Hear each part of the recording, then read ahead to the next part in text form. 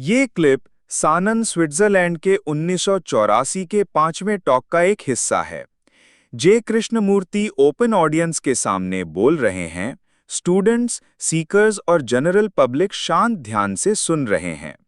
Topic: brain हमेशा turmoil में क्यों रहता है और ये बात कॉन्शियसनेस से कैसे जुड़ी है। कृष्णमूर्ति समझाते हैं कि हमने प्रॉब्लम्स पर बात की थी।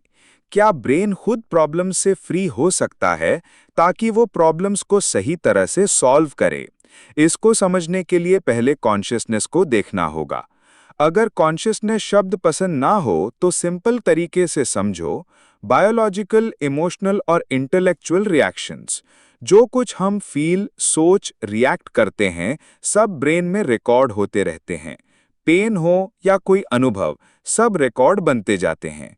यही रिकॉर्ड्स और मेमोरीज मिलकर कॉन्शियसनेस का हिस्सा बनते हैं। वो कहते हैं, इस कॉन्शियसनेस में beliefs, reactions, faith, fear, anxiety, suspicion, depression, loneliness, pain, pleasure, sorrow और भगवान, यूनिवर्स के रोमांटिक आइडियाज सब आते हैं। सिंपल शब्दों में, ये सब मिलकर ही तुम हो। यही तुम्हारी कॉन्शियसनेस है। इसीलिए हमारी कॉन्शियसनेस अपनी ही रिएक्शन से टकराती रहती है। एक डिजायर दूसरे डिजायर से, एक ओपिनियन दूसरे ओपिनियन से टकराता है। एक प्लेजर के बाद बोर्डम, फिर नया प्लेजर चाहिए। इसीलिए ब्रेन लगातार टर्मोइल में रहता है। ये एक फैक्ट है। फिर वो पूछते हैं, जो तुम कहते हो मेरी कॉन्शियसनेस, क्या वो सच में तुम्हारी अलग है? हमें बायोलॉजिकल, सोशल, रिलीजियस कंडीशनिंग से ये सिखाया गया है कि हम दूसरों से अलग हैं, पर कॉन्शियसनेस के लेवल पर क्या हम अलग हैं? दुनिया भर में सब रोते, हंसते, डरते, एंग्शियस होते, लोनली फील करते, सौरो झेलते और ऊपर से कोई आशा रखते हैं, जैसे तुम रखते हो। हर जगह लोगों के अपने देवता, अपनी बिलीफ्स बिल्कुल तुम्हारी तरह।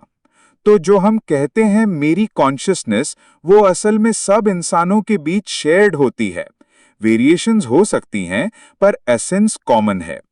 इस बात का सीधा मतलब, जब तक ब्रेन अपने recorded reactions, desires, fears, beliefs के बीच झगड़ता रहेगा, तब तक वो प्रॉब्लम्स को क्लियरली नहीं देख पाएगा।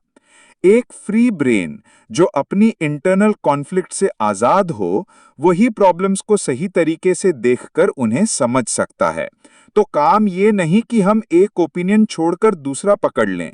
काम ये है कि जो टोटल कंटेंट है, मेमोरीज, रिएक्शंस, सॉरोज, प्लेजर्स, उसे पूरी तरह से समझें, बिना जजमेंट, बिना चॉइस के, जैसे एक मैप को सारा खोलकर देखना।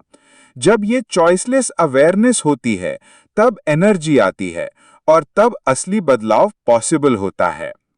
अगर ये बात सिंपल पर गहरी लगी कि कॉन्शियसनेस इज इट्स कंटेंट और ब्रेन के टर्मोइल को देखना ही पहला कदम है, तो कृपया इस चैनल को सब्सक्राइब करें, वीडियो को लाइक और शेयर करें, ताकि ऐसी ही सीधी, दयालु और समझदारी से भरी बातें हिंदी, इंग्लिश में और लोगों तक पहुंचें। धन्यवाद। शांत ध्यान के साथ सुनते रहिए।